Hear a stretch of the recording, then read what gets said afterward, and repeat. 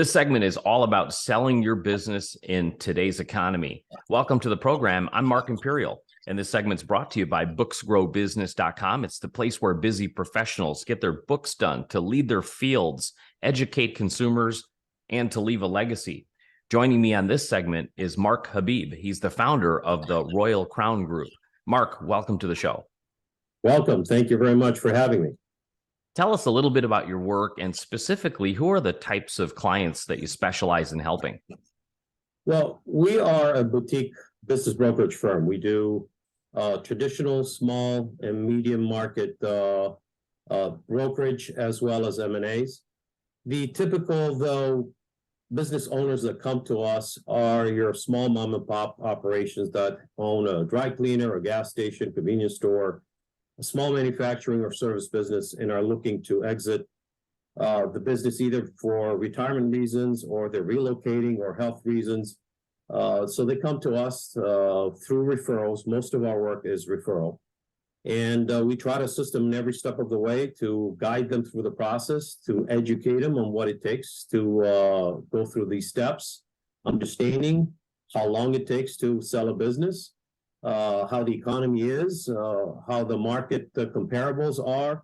And, you know, it's more of an introductory to selling a business in today's market. It's not as easy as, okay, I want to sell my business, let me get it out there and someone's going to buy it. There's several steps involved. There's a lot of prepping involved to get that business into the market. And so that's our job, is to hold their hands through the process from A to Z till they get to the closing table. Terrific. I'd love to unpack that a little bit, starting with the business owner.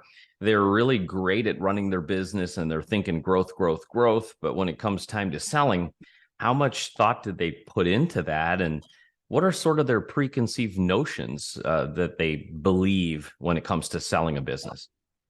Well, you got, I would say, two types of those sellers. Those that think their businesses are worth multi-million dollars.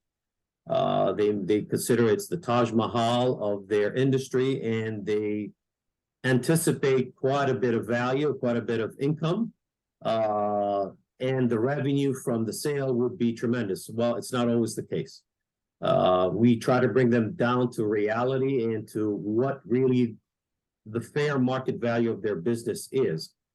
Their price is based technically on what a buyer today will pay for their business. It's simple. It's not, there is a little science behind it, but it's based on what similar comparable businesses have sold in the market within that region, not necessarily the entire state, because the entire state may have a different region that acts differently in terms of valuation versus another one.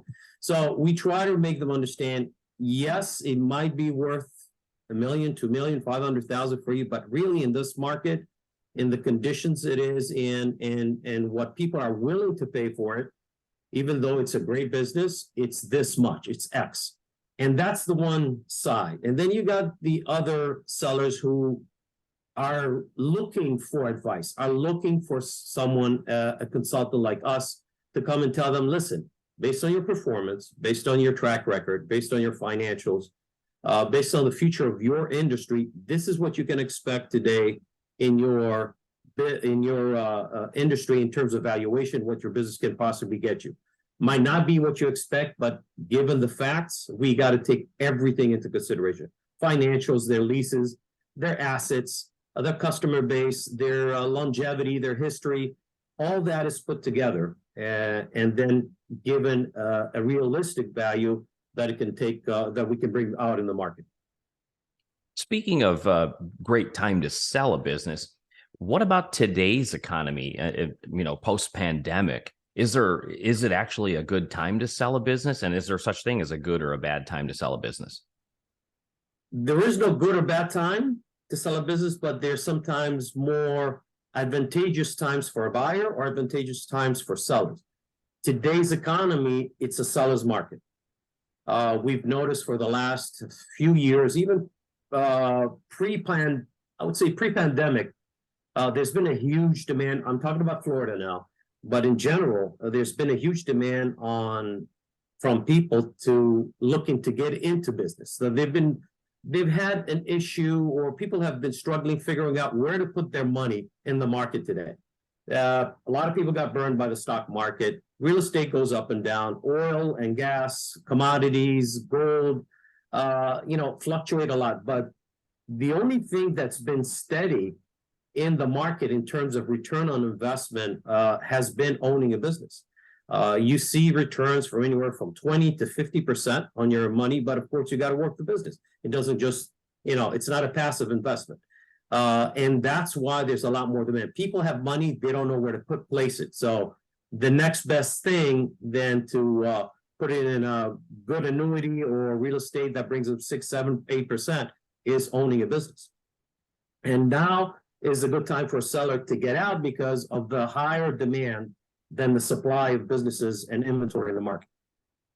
Now, speaking of the business owners that are considering selling, looking at clients you've worked in the past, are there any like big common like mistakes or pitfalls that you see people fall into when it comes time to selling their business that you could help them avoid? To us, at least as professionals, the key to us having a good package for this business to be sold is having good financials. If they don't put a good set of financials together between profit and loss, tax returns, POS sales reports, sales tax reports, all this, it is hard for us to put a decent number onto this business because a buyer is looking for those. Unless the buyer is really sophisticated and can understand what the business is making without even looking at their tax returns, it is hard for anyone else to figure out what this business is making unless they can prove the income.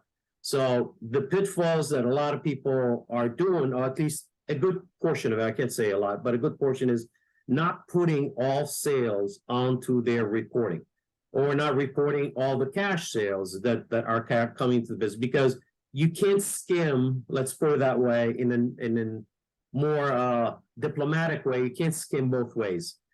Skim the government from showing all the income, and then when time comes to sell, you also want to show that you're making this cash, but I can't prove it. So having a good set of financials is important. Have all your documents ready to prepare yourself to get into the market is important, because the buyer is going to require them. They're going to ask for payroll reports. They're going to ask for your lease. They're going to ask for history going back 2-3 years. And if that business is financeable, the lender, specifically the SBA lender in this case, is going to require all these documents. So I'd rather they are ready to get into the market and have their ducks in a row than find themselves during due diligence, oh, I forgot to give this, I don't have that, I'm going to have to ask the accountant, or I have to talk to my attorney, etc., to provide these documents. So making sure they're prepared with all the requirements that they will face when they get into the market, that is the most important thing. It's easy to get into the market, but you got to be prepared to face the consequences and the demands that come with this market. Great insight. Mark, what inspired you to get into this field and help business owners sell their businesses? How did you get started?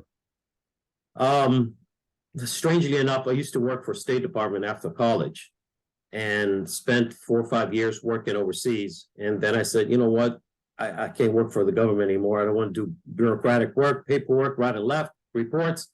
I need to go back and start on my own. And I came to Florida back in '89, and I started my own franchises. I had ice cream and yogurt franchises. Had a couple of them. Then I went into gas stations. So I owned about 4 to 6 of them. And after that, I said, you know what? I sold all these. I bought them at a good price, turned around, built it up, and sold it at a good price. Says, you know what? This is something I can do. I can help people understand what it takes to run a business, how to operate the business profitably, what it takes to go from A to Z. And since I've been in it and I've lived it, I think it's easier for me now to coach and guide someone that owns a business, even though it's different from the industry I was in, to get into, where he needs to go, the target and objective he has, and understanding that business valuation is not just, well, I think I can make $1 million or $500,000 on my business.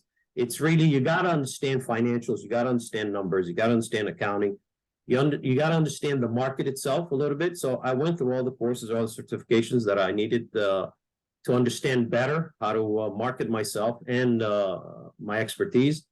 And I love doing it. I just love dealing with different personalities, different businesses. Unlike residential, brokerage, you don't have to deal with people who are picky about the color of a wall or the tone of the lights or the pool deck, etc. Here you're dealing with professionals, you're dealing with businesses, you deal with people's livelihoods more than people's assets. And so it's a lot easier to relate to them, understand what they're going through, what they're looking to do, and help them, through the way, through the process, guide them towards their objective, which is, early retirement, financial independence. It could be relocating, get them what they need for their nest egg. It could be any of those. So it could be partner dispute, could be divorce, unfortunately, but these things happen and we need to be there to be able to help the process go from A to Z. Mark, before I ask you my last question, in regards to selling a business in today's climate, is there anything I didn't think to ask you that you feel is really important to share with business owners?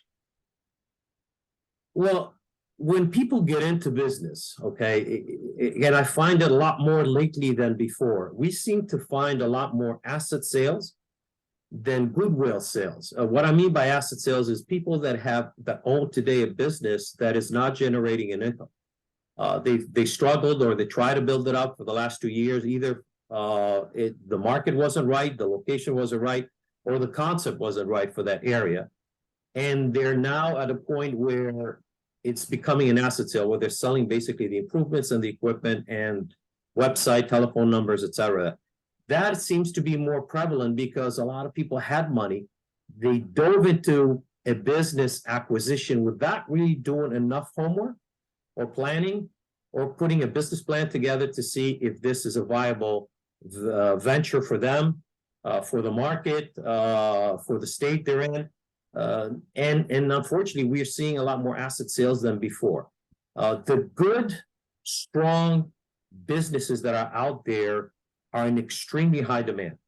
Usually businesses that are over $1 million in revenue are very high demand, and we're getting bombarded. I mean, most of my colleagues are saying the same thing.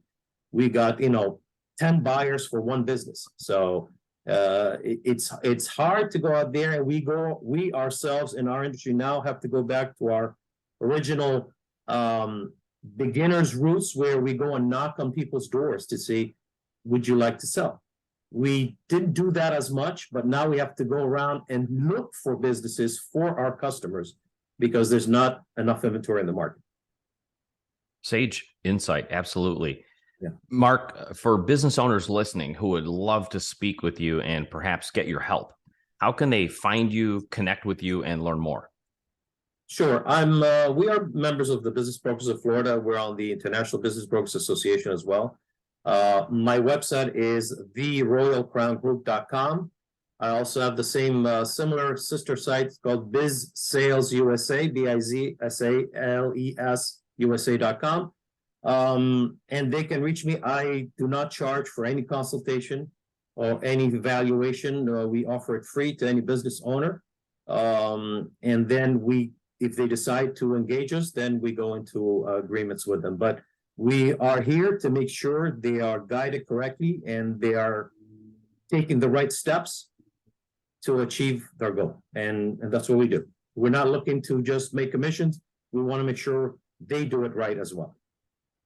This has been absolutely terrific. I really appreciate you taking the time to share with my audience today, and I wish you continued success for you and for all of your clients. Thank you very much. Thank you for having me, and wishing you as well best of luck in your future interviews and spotlight highlights that you've done. Thank you. That was Mark Habib. He's the founder of the Royal Crown Group. And this segment's been brought to you by booksgrowbusiness.com. It's the place where busy professionals get their books done and published to educate consumers, lead their fields, and to leave a legacy. That's all for now. I'm Mark Imperial, and thanks for joining me.